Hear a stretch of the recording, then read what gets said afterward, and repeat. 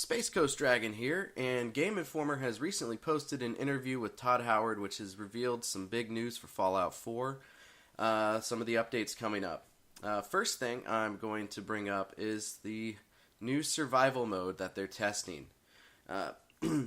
Recently, Bethesda announced that they would be making a big overhaul to survival mode, and now there are a few details released from that interview. Basically, what we've got him saying is that they're going to do things like you can't save, that it only saves your game when you sleep. This first point I want to talk about, I'm not really a huge fan of, even for survival mode. I get the idea of it to try to make things more intense, but the problem is, when playing a Bethesda game, issues can happen, especially, when you can't save. That said, Fallout 4 has been very stable for me compared to previous entries, so maybe it won't be much of an issue, but who knows, especially once things like mods start going in and stuff. I feel that not being able to save except when you sleep might not be the best issue. Maybe there could be something around it that, hey, it'll, instead of not being able to save, I don't know. I don't know how you'd work that out to make it viable. That said, it's a neat idea, and if it works, they'll keep it, and if not, then they'll scrap it. And if it is something that works pretty well, then hey, why not? The other thing is you can't fast travel. I like this. It's a good idea. The thing is, if they do it, there needs to be a viable way to move around the Commonwealth earlier in the game. Now, I'm not saying like you leave Sanctuary and bam, you're in Diamond City. I'm not saying that at all. I'm saying like once you start getting to the main settlements and stuff that have caravans linking them together, that you have the ability to travel between those towns.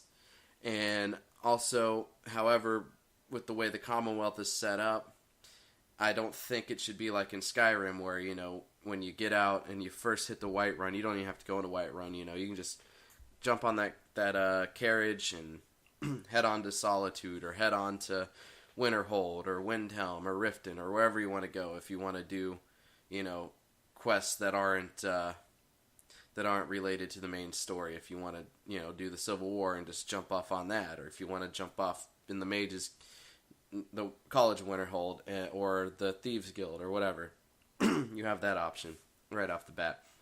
Now, that wouldn't necessarily work in the Fallout world because certain settlements, they're getting to them early on is not good. They're very hard areas or whatever, and it just doesn't make much of a sense to be able to do that. So maybe what it is you have that ability, but it won't be until you discover an area. But then again, who knows? Maybe it wouldn't be game breaking or something. I don't know. That would be kind of funny, though, I guess, when you're low level and you say you end up at Covenant and there's some sort of caravan or something you can travel with that, take you to Bunker Hill. And if you're low level and you end up around there, you're going to have some issues playing around because, there's going to be a lot of more tough enemies. So maybe it just makes things more interesting. But that said, yeah, they need to have something because, especially early on, because you don't get access to anything like a vertibird or, the teleportation or anything like that until you get to certain points in the story. But as far as for survival mode, the idea of not being able to fast travel is good. That's something I like in general. If you notice in my Skyrim Let's Play, I don't fast travel with Frostfall on. The only thing close to fast traveling I do is using carriages or, if I had the inclination, using boats at some of the port cities, but I haven't, had the need for that yet. And aside from that, I like that one. There are all these diseases. I like the idea of that. There was a mention of something like insomnia, being something that can come on if I guess maybe if you don't sleep. Eventually it'll be something that pops on and has effects. And then, of course, diseases, I don't know. I do I don't know, I'm sure we'll see your typical things, probably like rabies or something, who knows, from like the mongrels or, stuff like that. And, maybe the rad vag, uh, but yeah, no, disease is definitely a good add-on. But they're saying they're trying it all. It's a different experience. They want to make it a ton harder, but harder because you're doing more things. And the best part here is what's coming up is what the combat to feel different as opposed to just being a bullet sponge, which I think is a fantastic thing to do to try to work on that, because that's the only reason I don't currently play this game in survival mode is the whole bullet sponge thing. It just becomes that thing that you're just constantly shooting and shooting and shooting. It shouldn't be that. It should be the enemies do more damage to you and have an ability, better ability of taking you out, but at the same time, you should be able to take them out just as well. There's no reason that a raider in simple armor, crappy armor even, can withstand, being unloaded with tons of bullets that you, that, even if, say, it's in a gun that you have a great skill with and such, but, yeah, the idea of getting rid of the bullet sponge aspect is good. There are much better ways to do it, and it's something that I'm definitely looking forward to. But anyways, if it all pans out like this, I'll probably change my difficulty setting in my current Let's Play to the survival, just for that. But as of right now, I'm gonna play with it as is, and eventually change it later. I believe right now I'm playing it on it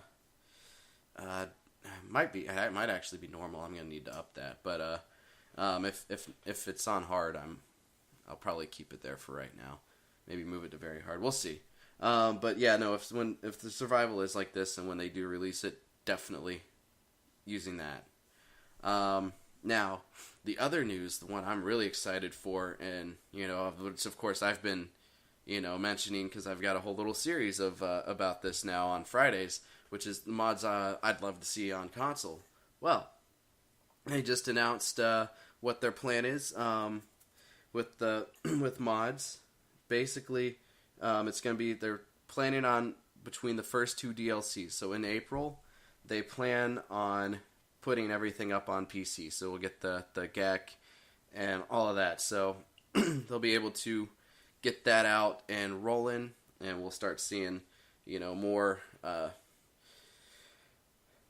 mods that are,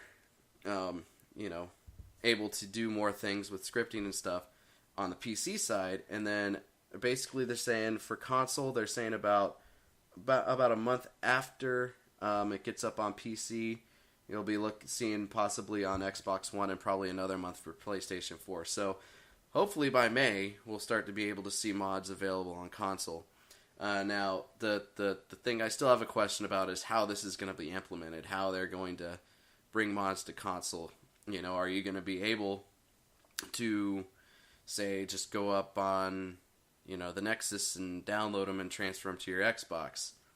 I highly doubt it, but there is the Xbox app on Windows 10 now, so maybe it is a possibility it could be done that way. That would be pretty awesome. That said, I don't think that's going to be how it happens. What I think is going to happen is there are going to be a number of mods made, and they're going to be either uploaded to Bethesda.net, and then you'll have to go with what's up on there, and it'd be a more limited resource of mods you can use, which personally I wouldn't be as happy with, but it's understandable considering the circumstances of modding on console. It's something completely new, to do. I would love to be able to have that free range of downloading whatever, and obviously the mods I've showcased so far and ones I definitely would love to see implemented on console. So hopefully we can, we'll see how it goes. And once mods are released on console, I actually plan on figuring out how everything works and what kind of things to do. And then from there, I'm planning on doing a series to follow the mods that I'd like to see into a how to implement mods onto your console, and and then with the ones that are available, showcase those.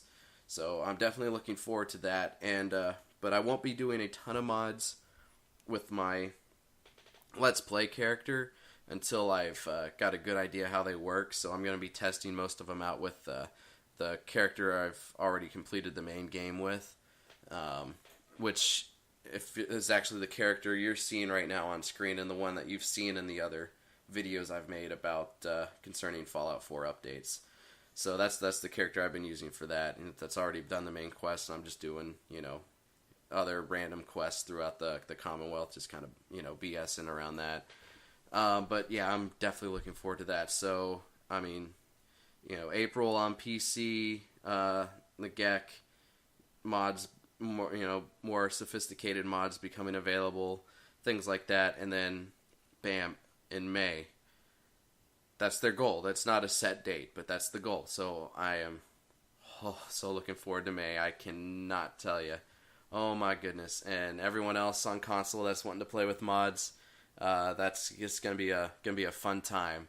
So that's pretty much all I'm gonna talk about because there wasn't really a whole bunch said about the DLC new. Other than that, they just talked a little bit about the ones that have been announced and that they plan on doing a lot more DLC. So looking forward to that too. But man, the new survival mode sounds pretty nice. Not too sure about the not being able to save unless you sleep. I don't know, it might work. And the mods come into console. Oh yeah. Looking forward to that. Alrighty, y'all. This has been SpaceCoastDragon, and I hope y'all have a great day.